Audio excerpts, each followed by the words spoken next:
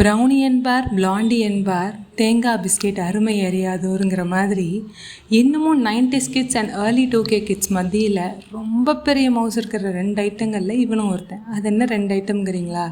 ஒன்று தேங்காய் பன், இன்னொன்று தேங்காய் பிஸ்கெட். ஒரிஜினல் ரெசிப்பியில் மைதா, சீனி, டால்டா இதெல்லாம் போட்டு செய்வாங்க.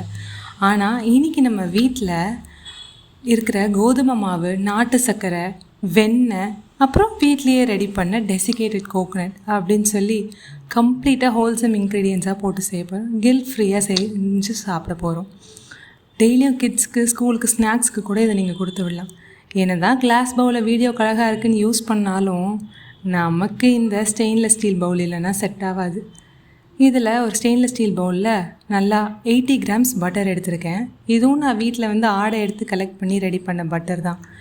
சும்மா க்ரீமியாக ஆகிற வரைக்கும் அடிக்கணும். இதுக்கு ஹேண்ட் பிளெண்டரோ இல்லை விஸ்கோலாம் கூட தேவையில்லை. வீட்டில் நம்ம ரெகுலராக யூஸ் பண்ணுற ஃபோக் இருந்தாலே போதும். போட்டு சும்மா அடின்னு அடித்தா அப்படி பஞ்சு மாதிரி மேலே அப்படியே ஃப்ளஃபியாக வரும்.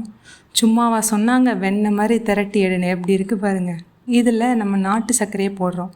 நாட்டு சர்க்கரை இன்றைக்கி நான் 1/2 கப் நாட்டு சர்க்கரை எடுத்திருக்கேன். உங்கள் டேஸ்ட்டுக்கு ஏற்ற மாதிரி கூட்டி குறைச்சிக்கோங்க. ஒன்றும் பெரிய டிஃப்ரென்ஸ் வராத ரெசிப்பியில்.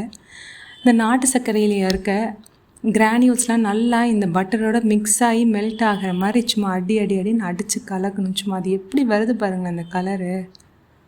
அப்பா, அதில் ஃப்ளேவருக்காக கொஞ்சம் வெண்ணிலா எசன்ஸ் நான் ஆட் பண்ணியிருக்கேன். ஒரு 4-5 ட்ராப்புன்னு வச்சுக்கோங்களேன். உங்ககிட்ட வெண்ணிலா எசன்ஸ் இல்லைன்னா தாராளமாக ஸ்கிப் பண்ணிக்கலாம். அதனால ஒரு பெரிய டிஃப்ரென்ஸ் ஒன்றும் கிடையாது. இப்போ நமக்கு அந்த நாட்டு சர்க்கரை அந்த பட்டரோட சூப்பராக மெல்ட் ஆகி அப்படியே ஐஸ்கிரீம் பந்து மாதிரி ஆயிடுச்சு. இப்போ நம்ம இதில் என்ன பண்ண போகிறோன்னா, நம்ம தலைவர் கோதுமை மாவை போட போகிறோம். 1 கப் கோதுமை மாவு எடுத்திருக்கேன். அதுக்கு 3/4 கப் நம்ம வீட்டில் ரெடி பண்ண துருவின தேங்காய், டெசிகேட்டட் கோகோனட் பவுடர். இந்த டெசிகேட்டட் கோகோனட் பவுடரோட வீடியோஸை நீங்கள் முன்னாடி பார்க்கலன்னா நான் இந்த வீடியோ கீழே லிங்க் பண்ணுறேன். கண்டிப்பாக செக் அவுட் பண்ணுங்கள். அதையும் வீட்டிலே ரெடி பண்ணி செஞ்சுருங்க.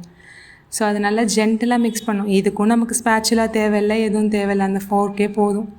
நல்லா ஜென்டலாக மிக்ஸ் பண்ணி அந்த மாவு, நம்ம சப்பாத்தி மாவுக்கு தண்ணியோட மாவு மிக்ஸ் ஆகிற மாதிரி முதல்ல எல்லா பக்கமும் நல்லா கோட் பண்ணி விட்டுருங்க. கொஞ்சம் கொஞ்சமாக மிக்ஸ் பண்ணி கோட் பண்ணிக்கோங்க. அது ஒரு மாதிரி க்ரம்பிளி டெக்ஸ்டரில் வரும். சப்பாத்தி மாவு மாதிரி ஸ்மூத்தாக இருக்காது. தேங்காய் போட்டிருக்கனால கொஞ்சம் க்ரம்பிளியாக தான் இருக்கும். எப்படி இருக்குது பார்த்தீங்களா? புட்டு மாதிரி இருக்குது. நம்ம இந்த மில்லட்ஸ் புட்டெல்லாம் செஞ்சோன்னா இருக்கும்ல, அது மாதிரி இருக்கும். அதுக்கப்புறமாட்டி இந்த மாவுலேருந்து நம்மளோட ஆயுதத்தை யூஸ் பண்ண போகிறோம். அது என்னது? நம்ம கை. அதை விட பெஸ்ட் ஆயுதம் எதுவுமே கிடையாது இது மாவை சேர்க்குறதுக்கு. போட்டு நல்லா மிக்ஸ் பண்ணி, சப்பாத்தி மாவு பதம் இல்லை, கொஞ்சம் நல்லா சாஃப்டாக தான் இருக்கும் இது. ஒருவேளை உங்களுக்கு அது ரொம்ப ட்ரையாக இருக்குது, உதிர்ந்து போகுது அப்படின்னா தண்ணி சேர்க்காமல் பால் சேர்த்துக்கோங்க. நல்லா காய்ச்சி ஆற வச்ச பால். எனக்கு இன்றைக்கி இந்த யூஸ் பண்ணியிருக்க பட்டரே இந்த குவான்டிட்டிக்கு கரெக்டாக இருக்குது. தண்ணி சேர்க்காமல் பால் சேர்த்துக்கோங்க. ஒருவேளை ரொம்ப வழுக்குன்னு பிசுன்னு இருந்துச்சு அப்படின்னா கொஞ்சம் கோதுமை மாவை ஆட் பண்ணிக்கோங்க. ஏன்னா ஒரு கோதுமையும் ஒரு மாதிரி தண்ணி அப்சர்வ் பண்ணுற லெவல் இருக்கும். ஸோ அதுக்கேற்ற மாதிரி ஆட் பண்ணிக்கோங்க.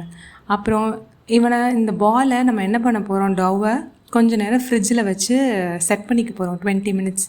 அந்த கேப்பில் மிச்ச சில்லற வேலைகளை பார்த்துருவோம்.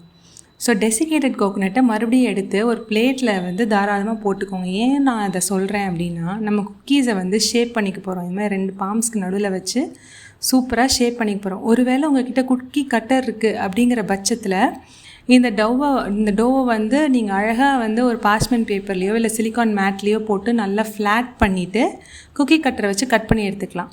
இப்போ அந்த டெசிகேட்டட் கோகோனட்டில் நம்ம ஷேப் பண்ணி வச்சுருக்க பிஸ்கெட்ஸை குக்கீஸை அதில் போட்டு நல்லா 2 பக்கமும் கோட் ஆகிற மாதிரி கோட் பண்ணி எடுத்துக்கோங்க. அழகாக இப்போ எப்படி இதில் காமிச்சிருக்கேனோ அதுமாதிரி பண்ணிக்கலாம். இல்லை குக்கி கட்டர் யூஸ் பண்ணல நீங்கள் அப்படின்னா என்ன மாதிரி இப்படி கைக்கு நடுவில் வச்சு லைட்டாக ப்ரெஸ் பண்ணி ஷேப் கொண்டு வந்துருக்கலாம். நம்ம இன்றைக்கி எடுத்துருக்க இந்த குவான்டிட்டிக்கு நமக்கு 12 to 15 குக்கீஸ் இந்த ஷேப்பில் ரெடி பண்ணால் நமக்கு கிடைக்கும். எனக்கு இன்றைக்கி 15 குக்கீஸ் கிடச்சிருக்குது. இன்னும் கொஞ்சம் குட்டியாக நீங்கள் பண்ணிங்க அப்படின்னா அதுக்கேற்ற மாதிரி மாறும். சும்மா எவ்வளோ அப்படியே தகன்னு தங்கம் மாதிரி இருக்குல்ல, வெள்ளை தங்கம் மாதிரி. ரைட், இப்போ இது நம்ம ஓவனுக்குள்ளே ஓடிஜிக்குள்ளே தள்ள போகிறோம். அதுக்கு முன்னாடி ஓடிஜியை 170 டிகிரிஸில் 10 மினிட்ஸ்க்கு ப்ரீ ஹீட் பண்ணி வச்சுருக்கேன் நான். உள்ளுக்குள்ளே வேறு எதுவுமே இல்லை. ப்ரீ ஹீட் பண்ணி வச்சுருக்கேன். அதை வந்து 15 to 18 மினிட்ஸ்க்கு சூப்பராக பேக் பண்ணி எடுத்தால் சும்மா தங்க மாதிரி இருக்கும். எப்படி வந்து வெந்திருக்கான்னு கண்டுபிடிக்கிறது அப்படின்னா, இதில் நான் காமிச்சிருக்கேன் பாருங்கள். அடியில் மட்டும் லைட்டாக கோல்டன் ப்ரௌன் கலரில் இருக்கும், சென்டரில் சாஃப்டாக தான் இருக்கும். குக்கீஸ் ஆற ஆற தான் கிறிஸ்பினஸ் கிடைக்கும். எப்படி இருக்குது பாருங்கள், இல்லை கிறிஸ்பினஸ் தூள் அப்படியே பறக்குதா. ஸோ அவ்வளோதான், ரொம்ப சிம்பிளாக ஈஸியாக ஈவனை வந்து நம்ம வந்து ஸ்நாக்ஸ் டைம் டீ டைமுக்கு வந்து சூப்பராக யூஸ் பண்ணிக்கலாம். குழந்தைங்களுக்கு காலையில் ஸ்நாக்ஸ் கூட ஸ்கூலுக்கு இதை கொடுத்து விடலாம். இது மாதிரி இன்னும் நிறைய வீடியோஸ்க்கு சப்ஸ்கிரைப் பண்ணிக்கோங்க.